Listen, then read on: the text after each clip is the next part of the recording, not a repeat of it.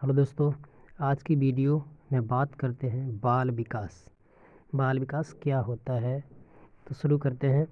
बालक के विकास से आशय शिशु के गर्भाधान से लेकर मतलब गर्भ में आने से लेकर प्रौढ़ता प्राप्त करने की स्थिति में जो परिवर्तन होते हैं उसे बाल विकास कहते हैं। या फिर दूसरे शब्दों में बोल सकते हैं किसी बालक के शारीरिक, मानसिक तथा मानसिक और सामाजिक स्थिति में जो परिवर्तन होता है जन्म से लेकर प्रौढ़ तक, ठीक है, जन्म से लेकर मृत्यु तक, इन स्थिति में जो परिवर्तन होता है उसको ही बाल विकास कहते हैं। आगे आते हैं। बाल विकास की कुछ अवस्थाएं हैं, जैसे शैशव अवस्था, इन्फेंसी पीरियड इसको कहा जाता है। शैशव अवस्था इसको कहते हैं जन्म से लेकर 6 वर्ष की तक की अवस्था को शैशव अवस्था कहते हैं। फ्रायड ने कहा है मानव शिशु जो कुछ भी बनना होता है उसको मतलब 4 से 5 वर्षों में ही बन जाता है। ये किसने कहा था? फ्रॉयड ने। ये कौन सी अवस्था है? शैशव अवस्था। ये होती है जन्म से लेकर 6 वर्ष तक की अवस्था होती है। इस अवस्था में जो बच्चे होते हैं उनमें नैतिकता का विकास नहीं हो पाता है। नैतिकता का विकास नहीं हो पाता है। बाल्यावस्था, दूसरी स्टेज क्या है? बाल्यावस्था। बाल्यावस्था की जो उम्र होती है 6 से लेकर 12 वर्ष तक की होती है। बालक के विकास की सभी अवस्थाएं अपने अलग अलग विशेषताएं लिए हुए हैं। बाल्यावस्था जिसका समय विद्वानों ने 6 से 12 वर्ष तक माना है, बालक के जीवन का एक अनोखा काल कहा जाता है। इस जीवन को अनोखा काल कहा जाता है, या फिर कह सकते हैं ये खेल की आयु होती है। खेल की आयु, इस अवस्था को बच्चों की खेल की आयु भी कहा जाता है। नेक्स्ट, किशोरा अवस्था। 12 से लेकर 18 वर्ष तक की आयु होती है, किशोरावस्था की उम्र में आती है। एडोलसेंस भी कहते हैं इसको। मानव विकास की सबसे विचित्र एवं जटिल अवस्था किशोरावस्था है। जटिल अवस्था या विचित्र अवस्था, या इसको बोल सकते हैं तूफान की अवस्था, यह सबसे कठिन अवस्था होती है। इसका काल 12 वर्ष से 18 वर्ष तक रहता है। इसमें होने वाले परिवर्तन बालक के व्यक्तित्व के जीवन में महत्वपूर्ण योगदान प्रदान करते हैं। अतः शिक्षा के क्षेत्र में इस अवस्था का विशेष महत्व है। वयस्कावस्था, अगली स्टेज है वयस्क, अडल्टहुड। 18 वर्ष के उपरांत वयस्कता या प्रौढ़ावस्था मानव जीवन का काल जिसमें पूर्ण शारीरिक और बौद्धिक परिपक्वता प्राप्त हो जाती है।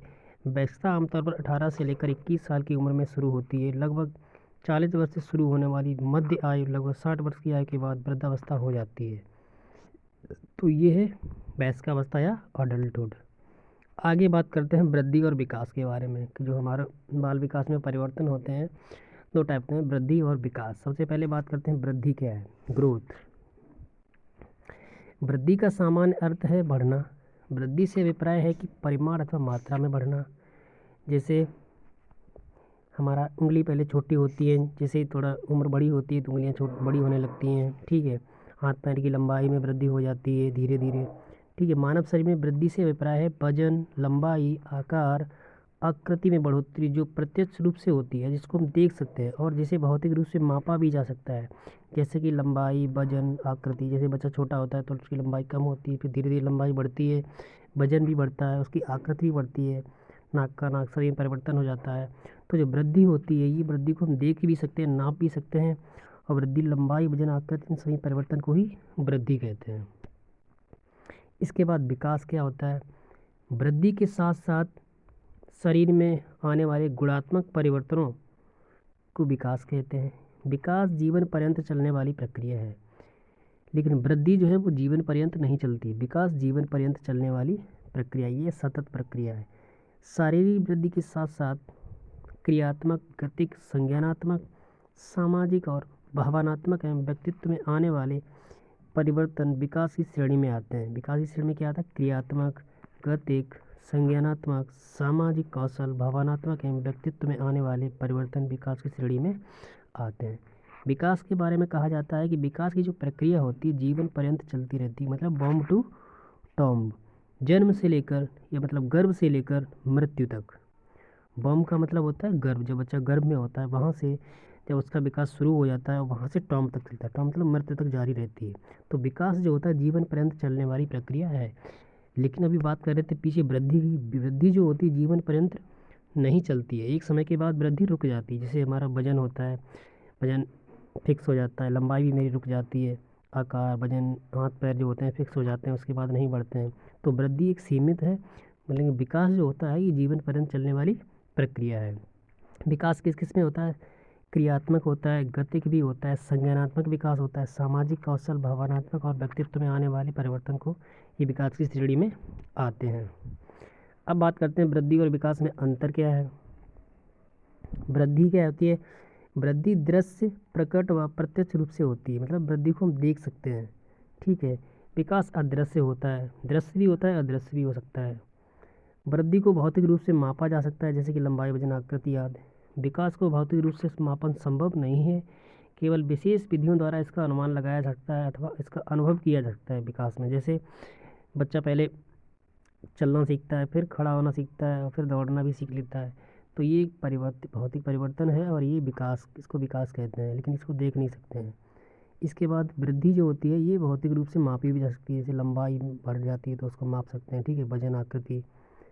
वृद्धि गर्भावस्था से परिपक्वता की आयु तक की जारी रहती है, मतलब जो वृद्धि होती है जब तक आप गर्भ से लेकर परिपक्व हो जाते हैं, 21 साल तक परिपक्वता की उम्र लगभग होती है, वहाँ तक आपकी एक परिपक्व अवस्था होती है, वहाँ तक आप वृद्धि होती है, उसके बाद वृद्धि रुक जाती है।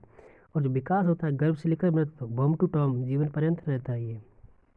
वृद्धि की सीमा आनुवंशिकता द्वारा तय होती है, वृद्धि की सीमा होती है आनुवंशिकता पे डिपेंड होती है।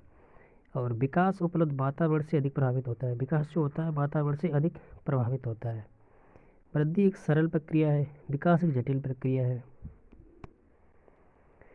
वृद्धि केवल धनात्मक होती है, विकास धनात्मक होता है, ऋणात्मक भी हो सकता है। वृद्धि में होने वाले परिवर्तन केवल संरचनात्मक होते हैं, विकास फलस्वरूप होने वाले परिवर्तन गुणात्मक होते हैं, जैसे कि कार्य क्षमता या कौशल में वृद्धि होना। वृद्धि क्रम नियत होता है, विकास अक्रम नियत नहीं होता है। वृद्धि शारीरिक परिपक्वता की घोतक होती है, विकास शारीरिक विकास का अधिगम या सम्मिलित रूप है। वृद्धि में विकास समाहित नहीं होता है, विकास में वृद्धि समाहित होती है। विकास में वृद्धि भी आती है, क्योंकि विकास में वृद्धि के साथ साथ विकास सम्मिलित होता है, लेकिन वृद्धि में विकास नहीं होता है। आगे बात करते हैं आनुवंशिकता क्या होती है, क्योंकि यहाँ पे जो बात की गई थी वृद्धि में, वृद्धि जो होती है आनुवंशिक होती है, तो आनुवंशिकता होती क्या है? आनुवंशिकता का स्वरूप और अवधारणा क्या होती है? आनुवंशिक गुणों से एक पीढ़ी से दूसरी पीढ़ी में संचरित होने की प्रक्रिया को आनुवंशिकता या वंशानुक्रम कहा जाता है, इसको हेरिडिटी भी कहा जाता है। एक पीढ़ी से दूसरी पीढ़ी में जो जीन्स ट्रांसफ़र होते हैं, संचरित होने की प्रक्रिया को आनुवंशिकता वंशानुक्रम कहा जाता है। आनुवंशिक लक्षणों की पीढ़ी दर पीढ़ी संरक्षण की विधियाँ और कारकों के अध्ययन को आनुवंशिकी कहा जाता है। आनुवंशिकता को स्थिर सामाजिक संरचना माना जाता है।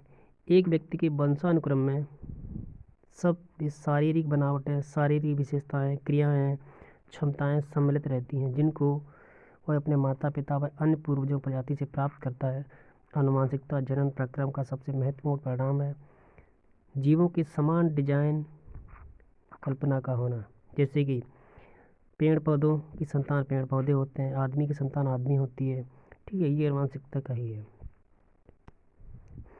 इसके बाद इसके कुछ प्रभाव है। वंशानुक्रम मूल शक्तियों पर प्रभाव होता है, वंशानुक्रम का शारीरिक लक्षणों पर भी प्रभाव होता है, वंशानुक्रम का प्रजाति श्रेष्ठता पर भी प्रभाव होता है, वंशानुक्रम का व्यवहारिक योग्यता पर प्रभाव पड़ता है, वंशानुक्रम का सामाजिक स्थिति पर प्रभाव पड़ता है, वंशानुक्रम का चरित्र पर प्रभाव पड़ता है।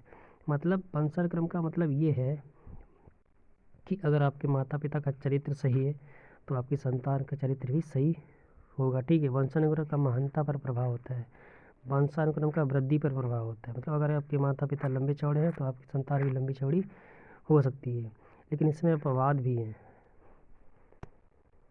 वातावरण का अर्थ पर्यावरण है। पर्यावरण दो शब्दों पर्य और आवरण से मिलकर बना है। परि का अर्थ होता है चारों ओर, आवरण का अर्थ होता है ढकना। इस प्रकार वातावरण अथवा पर्यावरण का अर्थ होता है चारों ओर से घेरने वाला प्राणी अथवा मनुष्य। जलवायु, वनस्पति, पहाड़, पठार, नदी, वस्तु आदि से घिरा हुआ है, यही सब मिलकर पर्यावरण का निर्माण करते हैं। इसी पर वातावरण या पोषण के नाम से भी जाना जाता है। वातावरण मानव जीवन के विकास का महत्वपूर्ण प्रभाव डालता है। वातावरण जो होता है ये मानव जीवन के विकास पर बहुत ही महत्वपूर्ण प्रभाव डालता है। मानव विकास में जितना योगदान आनुवंशिकता का है उतना ही वातावरण का भी है। इसलिए कुछ मनोवैज्ञानिक वातावरण को सामाजिक वंशानुक्रम भी कहते हैं। व्यवहारवादी मनोवैज्ञानिकों ने वंशानुक्रम से अधिक वातावरण को महत्व दिया है। वातावरण का शारीरिक अंतर भी पर भी प्रभाव पड़ता है, मानसिक विकास पर प्रभाव पड़ता है। अगर कोई बच्चा अच्छे माहौल में डाल दिया जाता है तो उसका मानसिक विकास अच्छा हो जाता है। वातावरण का बुद्धि पर प्रभाव पड़ता है, अगर अच्छे लोगों के साथ रहोगे तो अच्छे बन जाओगे। वातावरण का व्यक्तित्व पर प्रभाव पड़ता है, वातावरण प्रजाति की श्रेष्ठता, अच्छी प्रजाति में रहोगे तो श्रेष्ठ बन जाओगे।